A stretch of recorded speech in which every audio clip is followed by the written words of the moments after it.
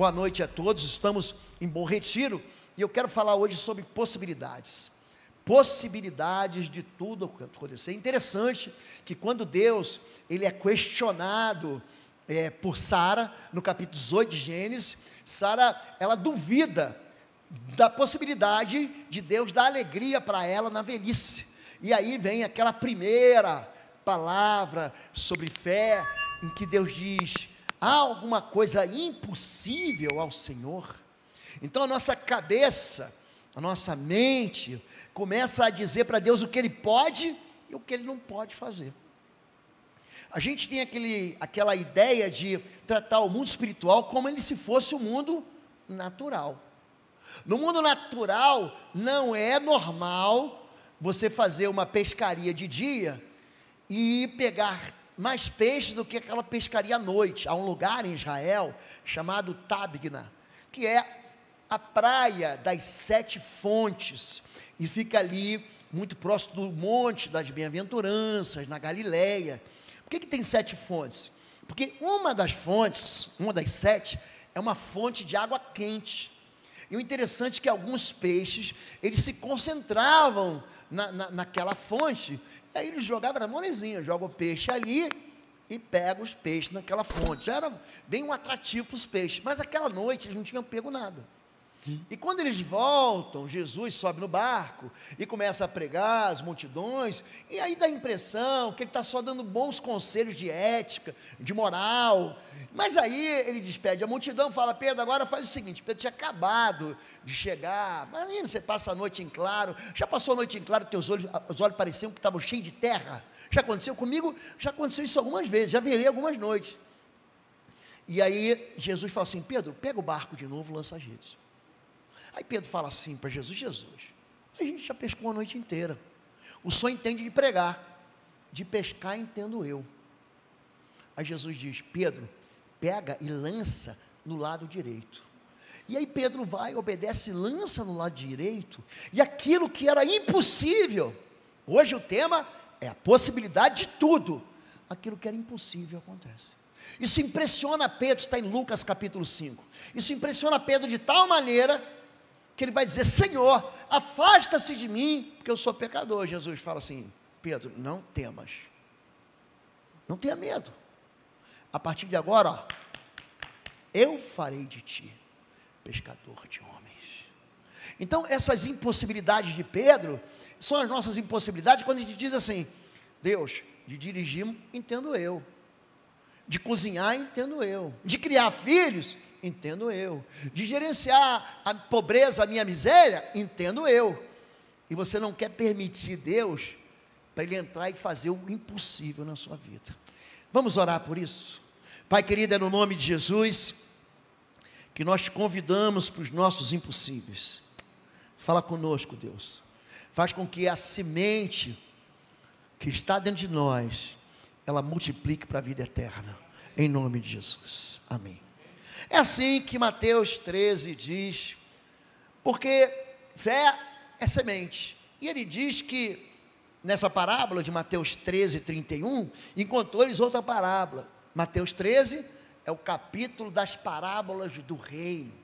Todo o capítulo 13 é um grande discurso de Jesus, em que ele vai emendando uma parábola em outra parábola. Se você lembra de matemática, uma função de primeiro grau é uma reta, uma função de segundo grau é uma parábola. O que é uma parábola? É uma curva. Eu vou contar uma história, mas essa história eu vou dizer para você: o reino dos céus é comparado, não é o reino dos céus, mas ele compara, é como se ele pegasse 2 mundos completamente diferentes. Como é que eu vou explicar para você? Ele fala: o reino de Deus, ele é comparado a um rei, a um pescador, a um semeador. Está aí. É como um grão de mostarda que um homem plantou no seu campo. Embora seja a menor dentre todas as sementes, quando cresce, torna-se a maior das hortaliças e se transforma numa árvore, de modo que as aves do céu vêm fazer os seus ninhos e seus ramos. Ele está dizendo que algo que é pequeno, quando você semeia, e o pastor João aqui, no momento de oração, ele citou 2 Coríntios capítulo 9, verso 10, aquele que dá pão ao que come, aquele que dá semente ao que semeia, é poderoso para multiplicar a semente. Não tenha medo de investir no reino. Ele está dizendo aqui, que o grão de mostarda, que é pequenininho, ele pode se tornar grande. A fé da gente, muita gente pensa assim, não, a minha fé tem que ser enorme, para eu conquistar aquilo que é enorme, mas não é isso que a Bíblia diz. Ele não diz sobre tamanho. Vocês estão ouvindo ele falar sobre tamanho? Ele está falando sobre qualidade. Existe uma semente, ela tem uma qualidade, ela pode ser a menor delas, ela pode ser a pequenina delas, mas ela vai trazer um resultado que vai influenciar quem está distante. As aves do céu vão se abrigar dentro dela, vão encontrar ninho. A fé, gente, ela, quando você começa a colocar tamanho de fé, você se encontra em Marcos 9, em Mateus 17, com um pai que vai dizer para Jesus: Jesus, ajuda-me com a pequenez da minha fé. Porque quando ele pede para Jesus, ele conta o quadro dele é um quadro desesperador. E ele começa a dizer que o problema dele é muito grande para Deus resolver. Aí Jesus falou assim: você crê? Você crê que eu posso curar o teu filho? Ele fala: Senhor, ajuda-me na pequenez da minha fé. Mas eu creio. A fé dele, gente, depois de tantos anos, vê o filho dele endemoniado, babando, rangendo dentes, caindo no fogo, caindo na água. A fé dele já tinha sido esgotada e tentou de tudo. Mas ele se encontra com aquele homem da Galileia, que está fazendo milagres por aí. Ele fala assim: eu creio, ainda que seja uma fé desse tamaninho. É isso que a semente é. A semente, ela não é grande. Esse é o poder dela. Os meus olhos, aqui esse me tira fora, Salmo 139, os teus olhos viram, você não lembra disso, o meu embrião, todos os dias determinados por mim foram escritos no teu livro, antes de qualquer deles existir. O Salmo 39, não é só uma palavra contra o aborto, mas é uma palavra de vida, numa semente. Sabia que você já foi a célula do teu pai com a tua mãe? Eram só 2 células, sabia disso? Você, eram 2 células, aí elas se juntam, se multiplicam em 4, aí de 4 se multiplicam em 16, e ela vai se multiplicando. Olha o tamanhão que você está, olha como é que você cresceu, gente, olha o teu tamanhão, mas você já foi uma semente. É daí que vem a palavra sêmen, é a semente. O poder da pequena semente, você não vê. A gente sai da igreja aqui à direita, quando você sair, tem uma grande castanheira. Você já viu a semente da castanha? Gente, é um negócio desse tamanho aqui. Olha o tamanho dessa árvore. Bate vento, bate tempestade, cai raio, vem furacão, ela está lá. Então você não pode definir a impossibilidade pelo tamanho daquilo com que começa. A gente olha para as coisas pequenas, e isso que Zacarias diz: por que desprezam o dia das pequenas coisas? Sabe como é que essa igreja começou? Com um pequeno grupo de pessoas que vieram de uma outra igreja e plantaram essa igreja. Gente, essa igreja aqui já passou por deserto, já passou por dificuldade, por racha, já passou por tentativa de abalo. Olha essa igreja como é que está hoje. Tem gente que ouve a gente, e eu não estou falando de templo não, gente. Hoje, a gente lança uma palavra aqui, milhares de pessoas, elas recebem em todo lugar, a gente recebe mensagem de gente que está no Japão, que está no Chile, que está na Argentina, que está na Suécia. Nós temos membros que são suecos, você sabia disso? São filhos de brasileiros na Finlândia. Nós já temos membros aqui, membros da igreja, que são de Moçambique, que são de Portugal, que são de Angola. Então, aquela sementinha que foi lançada aqui há décadas atrás, hoje ela se torna aquilo que ninguém. Então você não pode desprezar o quê? A pequena semente, o pequeno começo. Você olha para o menino Davi, é assim que Saul desprezou ele, né? Olhou para Davi com desprezo e viu que era só um rapaz ruivo, de boa aparência, e fez pouco caso dele. Bonitinho, fofinho, quer brigar comigo. Aqui Todo mundo está desprezando o pequeno Davi. Você olha o homem que se converteu, a mulher que se converteu, que sonha em ser um instrumento do poder de Deus, que sonha em ser um pastor, uma pastora, um empresário, um homem que vai crescer diante dos homens, diante de Deus. Todo mundo fala, lá vai aquele sonhador. Não foi isso que falaram para José? José, gente, era o caçula de uma família naquele tempo, que tinha 11 irmãos. O Benjamim, ele vai vir depois, e a mãe dele, inclusive, morre do parto. Você conhece a história da família de Israel, da família de Jacó. Todo mundo olhava para ele e desprezava. Aqui, o inimigo, o gigante Golias, nós lemos sobre ele ontem. Quem está fazendo com a gente os 100 dias de leitura bíblica? Você está fazendo? Ontem nós lemos esse capítulo aqui. Nós fomos até o capítulo 18, meu Samuel. E eu acho tão interessante, porque ninguém aposta nele. Ele é o perdedor. Ele não é nem a zebra, é aquele que não tem capacidade de vencer. Então, quando você despreza a sua pequena fé, o seu pequeno início, aquela semente, puxa, mas é só um grão, mas vai se tornar a maior das árvores. Ela vai abrigar aquilo que ninguém abriga. Então, quando, em 1 Reis, capítulo 18, eu gosto muito desse texto, porque aqui tem uma luta, não sei se vocês entendem. Tem um profeta chamado Elias. Ele é o primeiro profeta que se levanta, depois que se levantam os reis. Então Moisés era profeta para a nação. Abraão é chamado por Deus, em Gênesis 17, de profeta.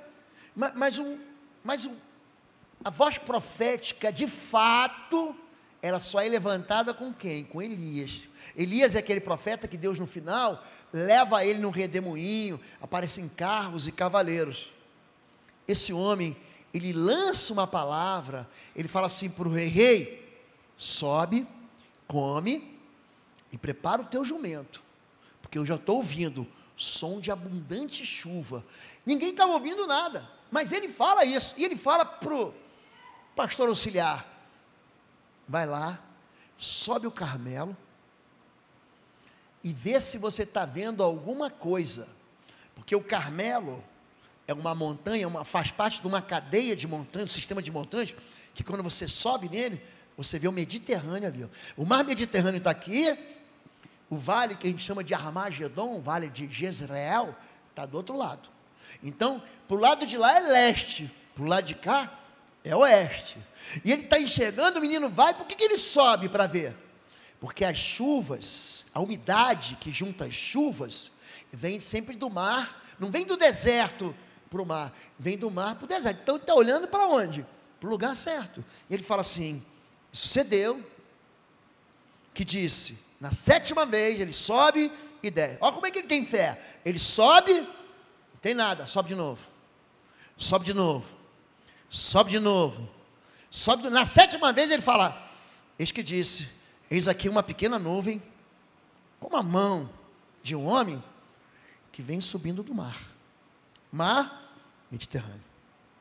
Então disse ele, sobe e dize a Acabe, aparelha o teu carro e desce, para que a chuva não te impeça. E sucedeu que, entretanto, os céus se enegreceram com nuvens e vento, e veio uma grande chuva. Aqui eu pensei até que era Curitiba, porque Curitiba tem isso, você está aqui, de repente quando você olha, porque a gente está aqui a 1000 metros de altitude, né? Curitiba é uma cidade alta, é a mais alta das capitais do Brasil, de repente você não olha e fala assim, não, onde que vem essa chuva? E ela vem, e não castiga a gente. Hoje não teve uma chuva assim, em torno das 5, 6 da tarde, caiu, foi ao pé d'água.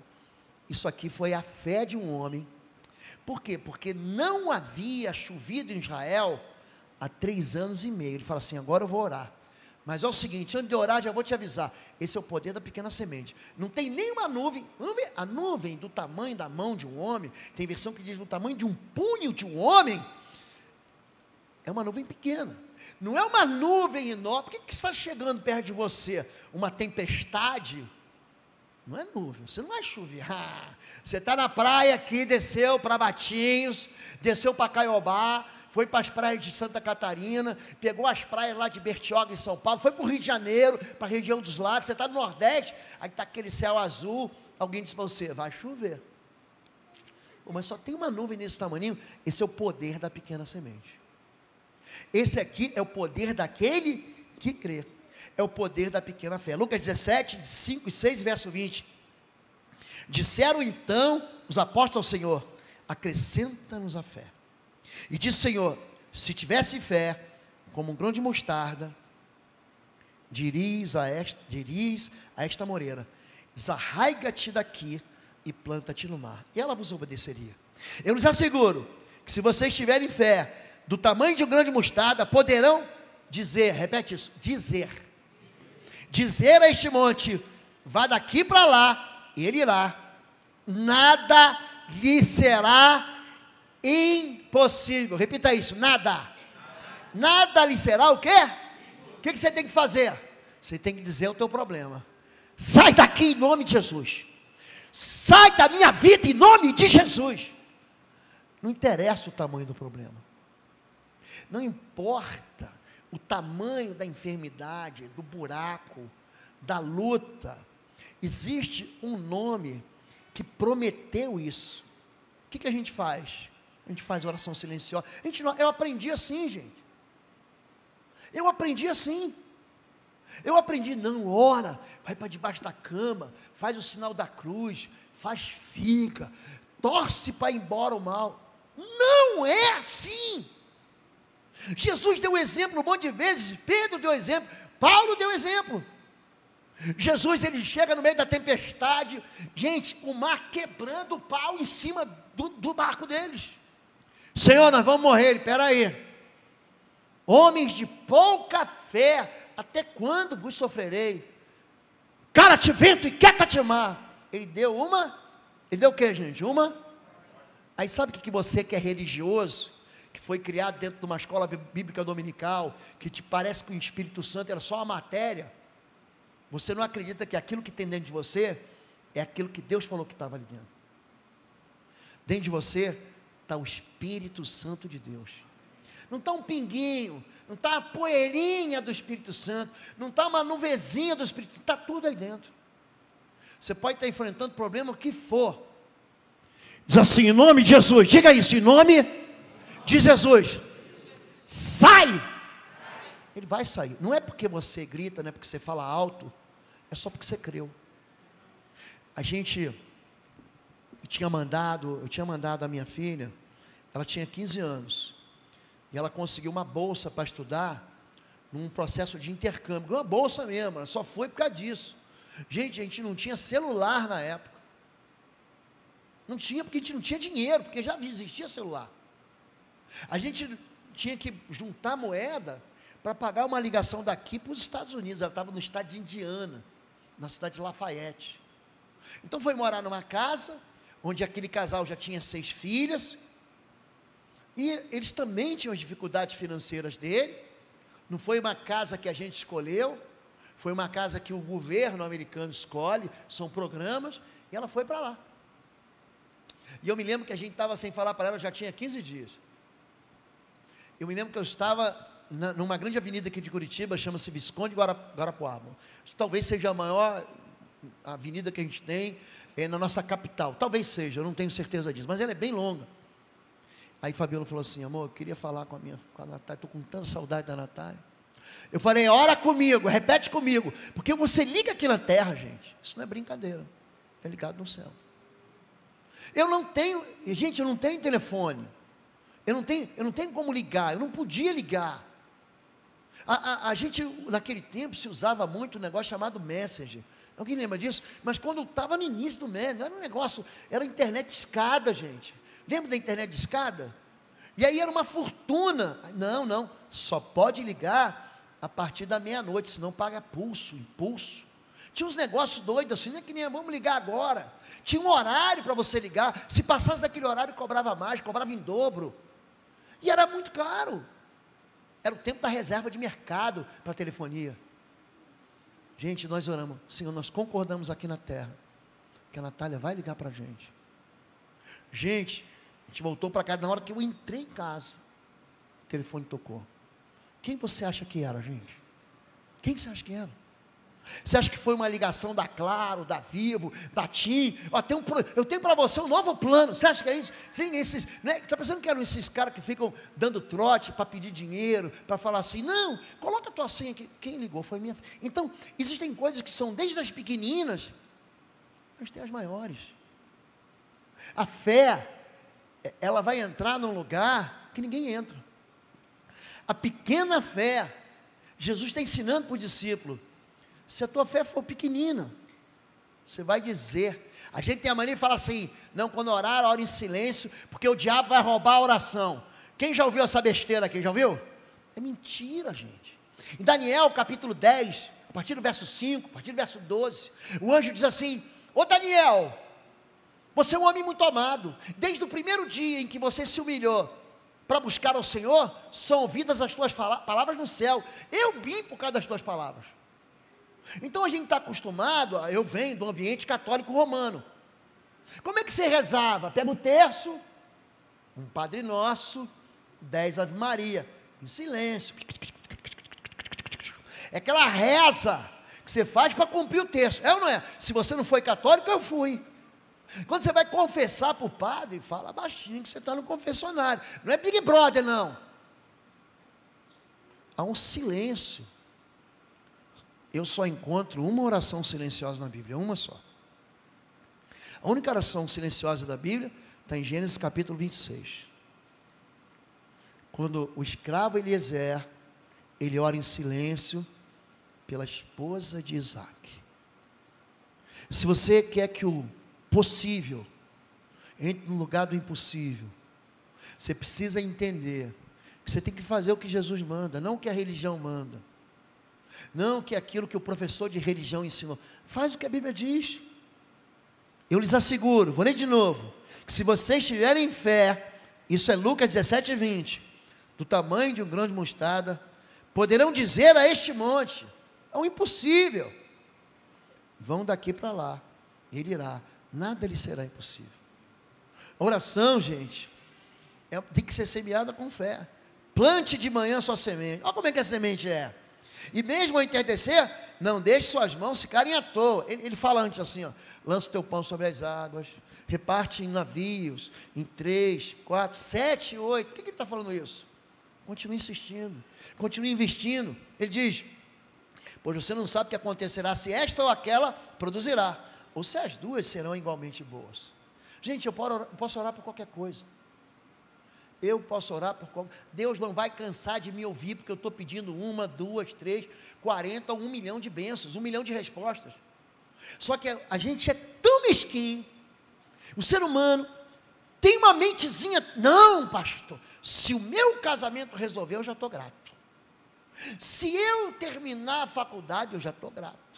Se eu comprar minha casa, eu já estou. Se eu sair dessa enrascada na justiça, eu já estou grato. O nosso coração se satisfaz com tão pouca coisa, que a gente começa a dizer, não, eu não tenho nada para pedir para Deus, só para agradecer. Sabe qual é o nome desse pecado aí? Orgulho. Porque você vai ver em João, do capítulo 12 ao capítulo 16 do Evangelho de João, 6 vezes, 6 versículos, que Jesus vai dizer assim, peça e será dado. Tudo que pedires ao meu nome, meu Pai vai te dar. Peça em meu nome, para que o meu Pai seja glorificado e lhes dê. Pedir, dar-se-vos-á, buscar, encontrareis, bater, abrir-se-vos-á, aquele que pede, recebe, aquele que busca, encontra, aquele que bate, a porta se abrirá. Mas como é que a gente faz? Eu vou lá no culto, para buscar a minha bênção, ainda coloca no singular.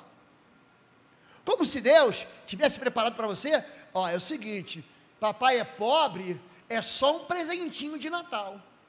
É só um presentinho de aniversário. Infelizmente, o que deu para comprar foi isso aqui. Eu sei que você queria uma caixa de lápis de cor de 24 cores, mas só deu para comprar de 6. É giz de cera, daquele bem podre, que quando você bota, quebra. Como se Deus, gente, fosse um Deus desse tamanho. Você está dizendo para Deus que aquilo que Ele combinou com você, que Ele tratou com você, que Ele prometeu para você, não pode ser dado. Eu falo para a igreja aqui, pensa no homem pidão,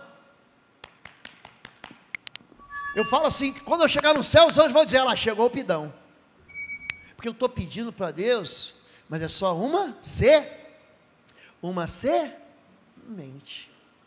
É só uma semente. Agora eu deixo de trabalhar? Eu deixo de orar? Quem fica perto de mim, vê o quanto que eu trabalho. Não só que eu penso, mas que eu trabalho. Então, a minha mão, ela não para, porque a minha fé também não para. Existe um poder para você semear com fé. Com fé. Leva tempo. A geração que vem agora, a chamada milenial, essa turma que nasceu de 2000 para cá, chama a gente de velho, e a gente está velho mesmo. Fala, povo de Deus, um breve intervalo aqui. Esse ano, de 25 a 27 de abril, estaremos juntos aqui em Curitiba, no único curso presencial que eu vou ministrar. Vai ser um encontro sobre guerra espiritual e aprofundamento na guerra espiritual. É um curso que nós vamos nivelar conhecimentos, vamos entregar armas de guerra para você, você não pode perder. As inscrições estão no www.institutoexodus.com. Também, você que quer adquirir os cursos, nós temos os cursos online no pastorlou.com e os nossos livros na plataforma pastorlou.com. Deus abençoe sua vida. A gente se encontra aqui em Curitiba em abril. Para eles que estão com 14, 15, 20 anos, quem tem 30, já está no alfa e ômega. Já está no ministério, já está. Essa geração é veloz. Você tem Facebook? Você é velho. Facebook é coisa de velho. Aprenda isso. Instagram já está ficando velho. E o TikTok já vai sair. TikTok, gente, é uma velocidade. Você tem 1 minuto para dar o recado, às vezes 15 segundos. A geração pensa rápido demais. É uma geração que não senta mais para comer. Como é que é o restaurante fast food? Comida rápida. Como é que é? Quanto menos tempo você ficar ali dentro, melhor. Ele fala assim, eu te dou tempo. Passa aqui no drive-thru, faz o teu pedido, passa com aproximação, você nem tira mais o cartão, você nem coloca mais a senha, agora é digital, você olha no rosto e é você mesmo. Você não tem mais a senha, é você mesmo. E aí você vai lá, encosta, já paga, quando você chega do outro lado, já está o lance, você já vai embora, e agora, vou comer. Aí você vai pelo caminho, enfiando a batata frita na boca, derramando Coca-Cola, você dá uma freada, a Coca-Cola te suja todo, não é assim? Você morde sanduíche, quando eles colocam ketchup, mostarda, porque não coloca, você mesmo tem que abrir e colocar, e te dá aquele pacotinho, se tiver com pressa, você vai jogar ele fora, que você nem vai abrir ele, você está dirigindo. Essa geração que é tudo rápido, olha para mim, riqueza leva tempo, casamento feliz, leva tempo. A maior mentira que a Disneylândia prega para a gente e foram felizes para sempre. Vem cá que eu vou contar um negócio para você. Vou baixar aqui.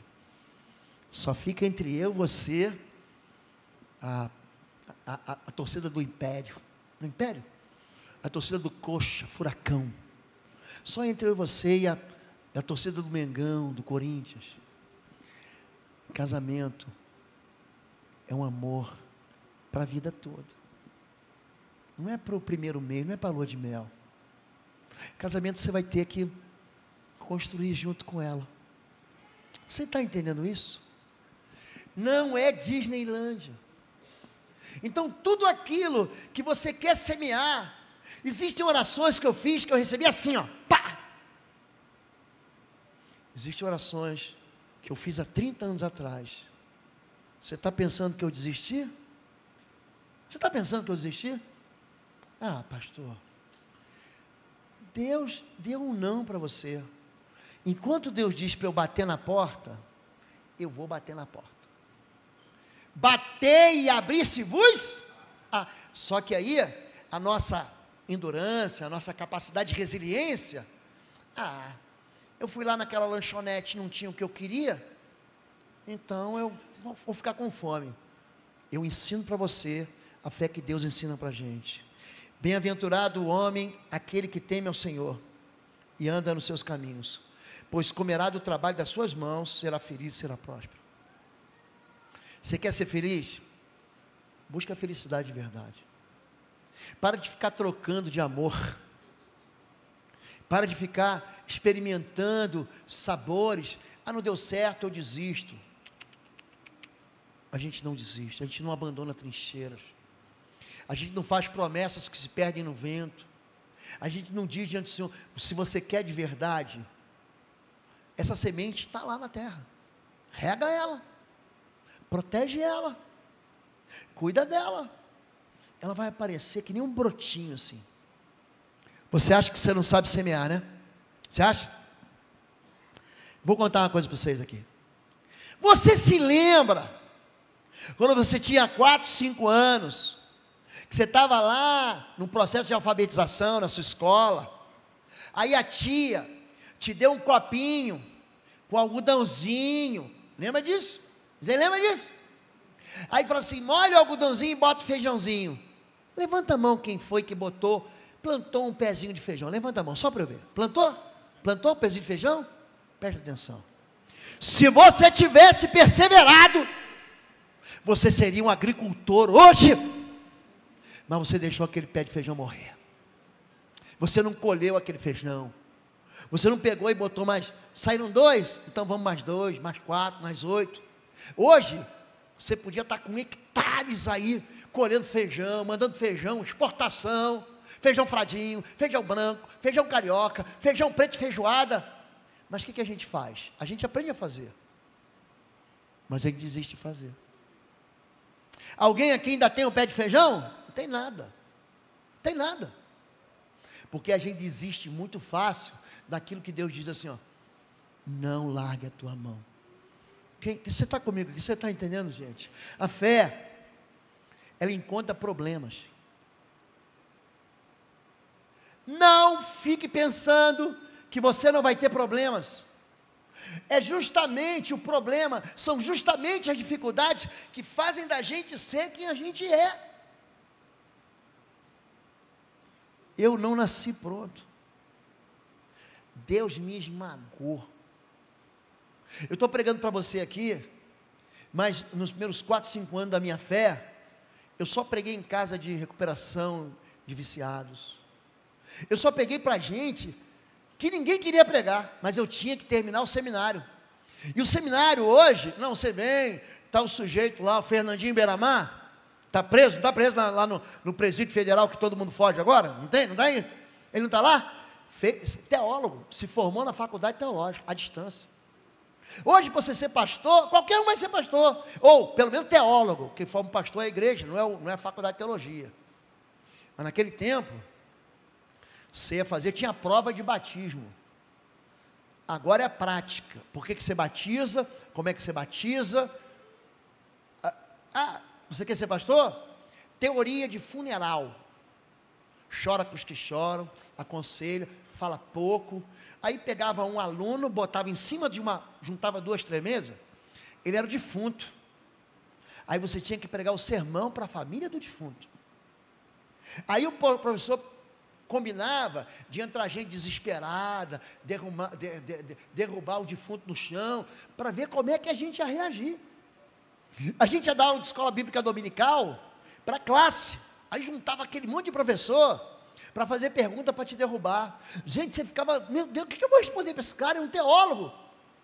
Foi essa dificuldade que fez de mim o homem que eu sou. Foi porque eu enfrentei um testemunho de Jeová, e ele me deu um nó, foi que eu aprendi a tirar o nó e dar um nó nele. Foi porque eu preguei na rua, para quem adora imagem, ídolos, e aí as pessoas vêm com as desculpas mais esparrapadas para querer pecar. Não, eu estou levando, é como se levasse uma foto na carteira. Gente, como eu aprendi a lidar com gente pecadora, que gosta de pecar e justifica o pecado, como se o pecado fosse algo que não afetasse nem a vida dele, nem a eternidade dele, nem o relacionamento dele com Deus. O pecado agride ao Senhor. A resposta do Senhor contra o pecado está na cruz. Se o pecado fosse legalzinho, Jesus não seria crucificado da maneira violenta como foi, sangrando até a morte. Aquela ali é a resposta que eu tenho para não pecar mais. Opa! Foi isso que faz da gente, é esse problema. Grande multidão seguia porque viu os sinais que operava. Então Jesus levantando os olhos e vendo que uma grande multidão vinha ter com ele, disse ao Filipe: onde compraremos pão para estes comerem? Jesus faz Filipe colocar a esperança na padaria de Jerusalém. Ele não está nem falando ainda de dinheiro, o dinheiro vai vir depois. Onde tem pão? Se eu quiser juntar agora todo mundo que está aqui no culto, será que eu encontro em Curitiba, essa hora da noite, um restaurante que receba todo mundo aqui? Todo mundo está vazio, pastor, não tem fila não, porque tem restaurante que você recebe até, como é que chama, você entra assim, um vibracol não, porque é de telefone, mas um vibra, você recebe, ele manda para a gente, o WhatsApp está na hora, você tem 5 minutos para chegar na fila. Se você correr, finalmente você perdeu a fila, vai para o final da fila. Será que hoje, agora, essa hora da noite, a gente tem um restaurante que receba a gente, todo mundo?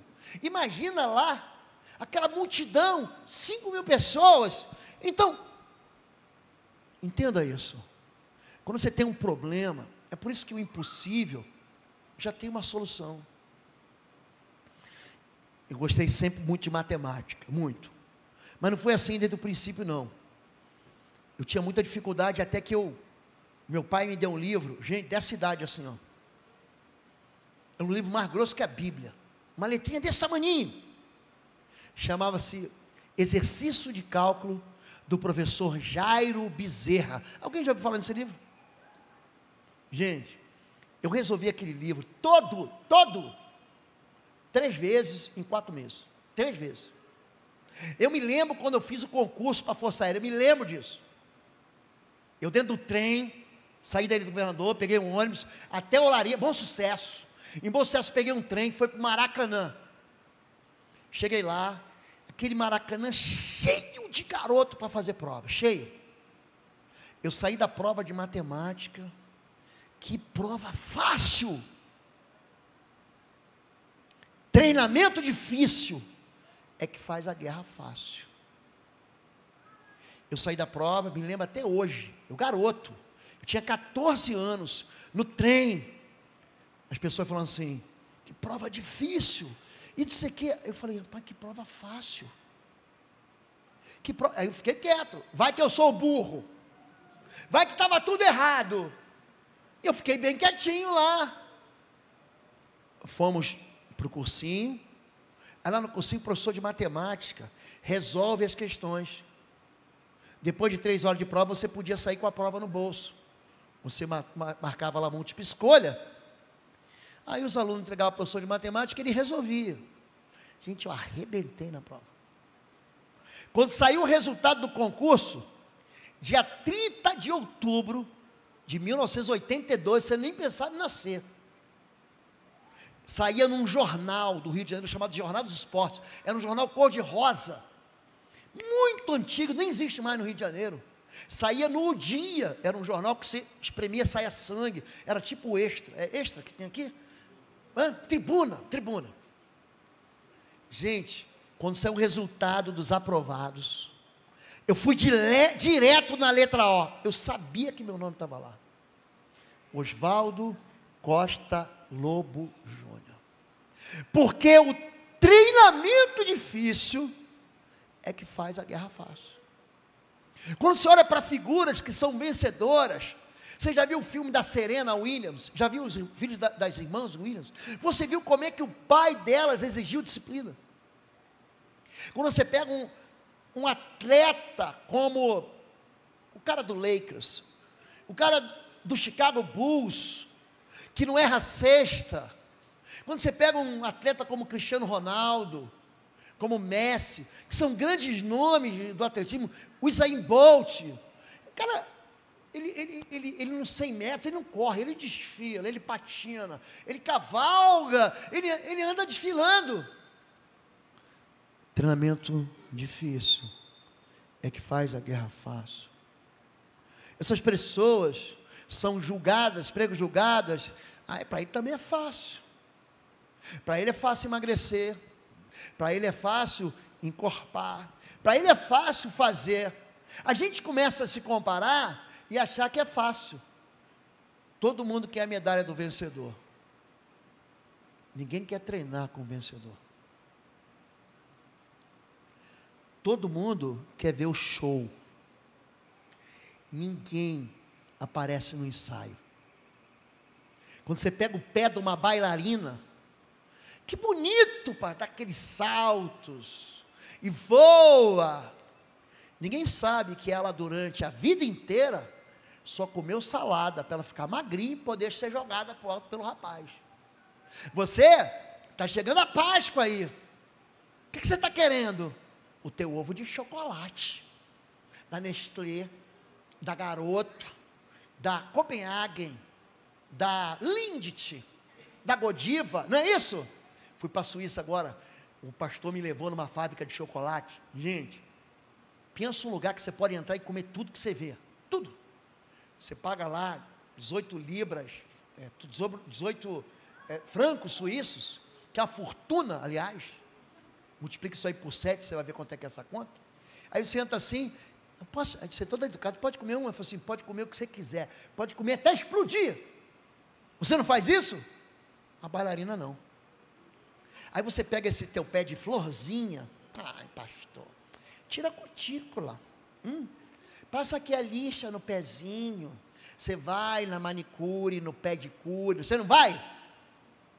Você olha para o pé de uma bailarina, você pensa que está olhando com o pé com lepra, porque aquela unha podre, toda quebrada, toda machucada, você só vê o show, você não vê os calos dela.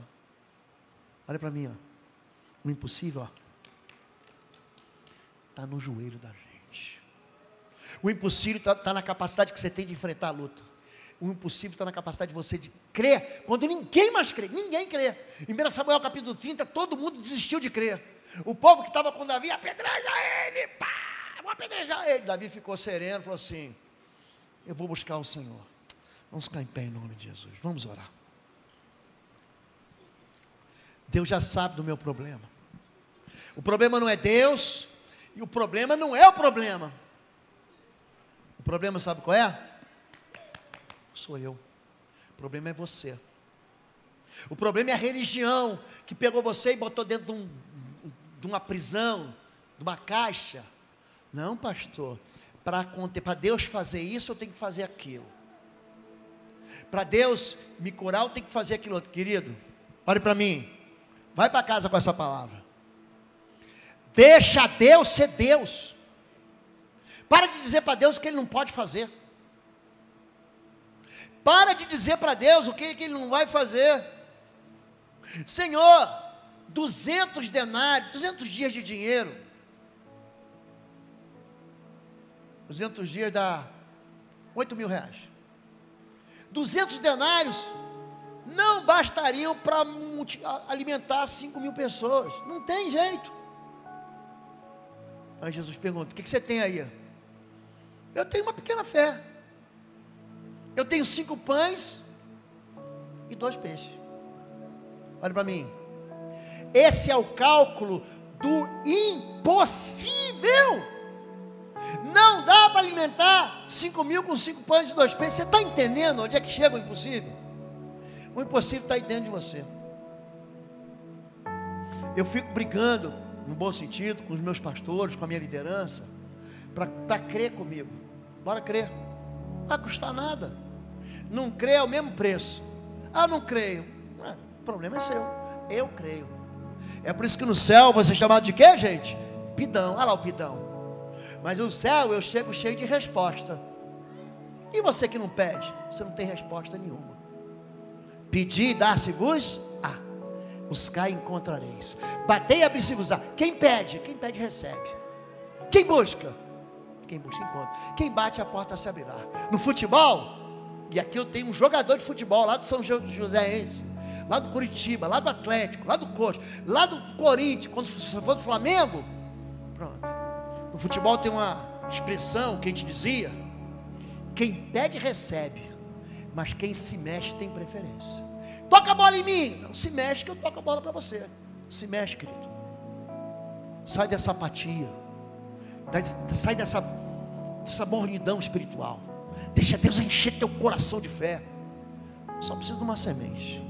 Vamos orar junto? Quem quer orar comigo? Você quer orar comigo? Você sai daqui cheio dessa palavra. Sai.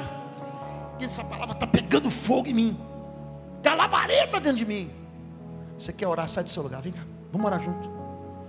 Interessa o impossível. Agora, talvez a tua vida esteja tão boa que você não precisa de impossível nenhum, então fica aí. Mas se você quer o impossível, impossível, já tentou, não conseguiu, dá um passo à frente, só para todo mundo poder. Você pode dar um passo à frente? Vem cá, me ajuda aqui, vem cá, vem todo mundo à frente aqui, isso. Fecha teus olhos aí. Conta a verdade para Deus, verdade. Diz para Deus o que você precisa aí. Não pede coisinha pequena, Deus não é pequenininho. Ai Deus, eu quero pedir só um presentinho. Um presentinho você compra para você mesmo. Pede para Deus aquilo que é impossível.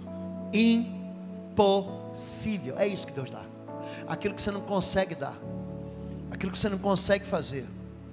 É só uma pequena semente. Esse passo que você dá aqui, uma pequena semente. Tem problema, não é comigo que você está falando, é com Deus que você está falando. Você consegue dizer no teu coração para Deus qual é impossível? Diz para Ele. Diz para Ele aí. Vamos orar. Pai querido, essa noite nós lançamos sobre a terra do nosso coração uma semente que vai fertilizar, Senhor.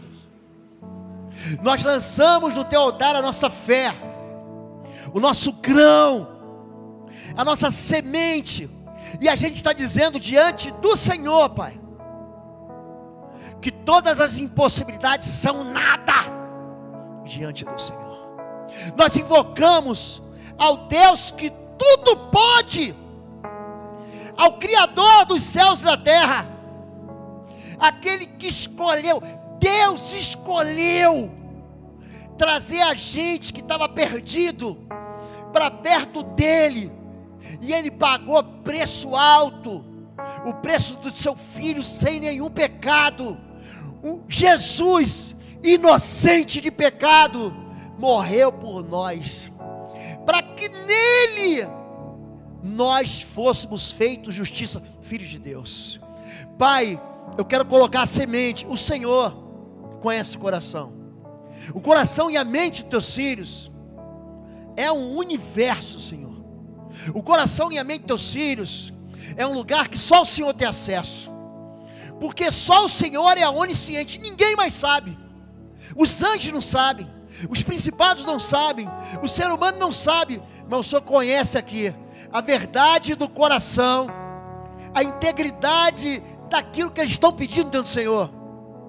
Pessoas com famílias desgraçadas, pessoas com lares arrebentados, pessoas sufocadas por acusações, por culpas, por medos, pessoas que já foram frustradas, já foram jogadas fora, já foram desprezadas, já foram e têm as suas vidas arruinadas. Pessoas, Pai, que têm tudo, mas só precisam de uma coisa. Pessoas que têm tudo, mas estão enfermas, deixaram pessoas enfermas em casa. A gente quer olhar para quem produz pão, em vez de olhar para aquele que faz multiplicar o pão, Senhor. Pai, nós colocamos essa semente nas tuas mãos, Senhor Deus.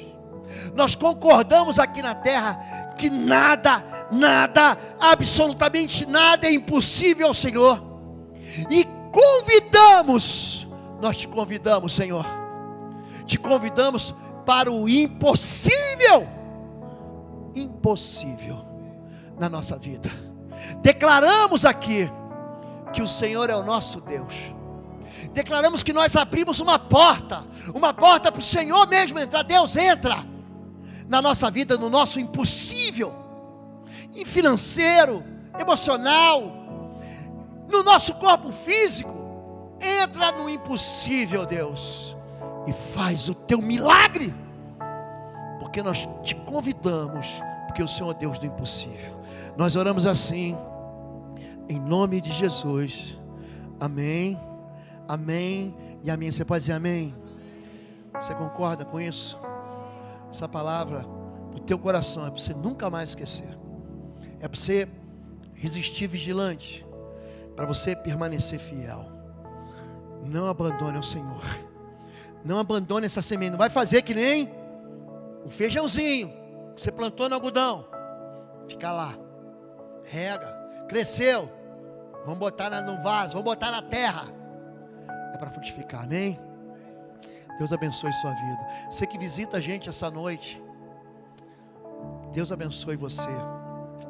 Igreja Batista do Bom Retiro se reúne todo domingo, 10 da manhã e 19 horas. Os cultos da manhã estão ficando muito cheios. No próximo mês de abril, nós vamos multiplicar o culto da manhã. Então, além da escola bíblica, que a gente chama de BBR College, a gente vai multiplicar para 2 cultos da manhã, para ficar mais confortável para todo mundo que quer espaço, que quer estacionamento. E à noite, domingo, tem culto às 19 horas. Semana que vem a gente está de novo aqui, amém? Se você não foi batizado, não ignore isso. Essa é uma ordenança do Senhor. Pastor João, pastor Rudney, deve estar ali fora. Eu vou pedir para o pessoal, por favor, entra no site da igreja, entra no app da igreja. Fala com os pastores aqui, eu quero ser batizado. Se você está sem igreja, você está sem cobertura espiritual. Tá? Tá? Você precisa de um pastor e da autoridade ministerial da igreja sobre sua vida. Não fique sem igreja. Se alguém te feriu, se alguém te machucou, se você machucou alguém, é hora de você consertar. Bom Retiro, uma igreja para você e para sua família. Amém? Deus abençoe sua vida. Levante sua mão. Que o amor de Deus, nosso Pai, a graça do nosso Senhor e Salvador Jesus Cristo e as consolações do Espírito Santo de Deus sejam sobre sua vida, agora e sempre. Amém. Amém? Gente, boa noite. Deus abençoe. Até domingo, gente. Fica na paz. Fica com Deus, gente. Vai na paz. Deus abençoe.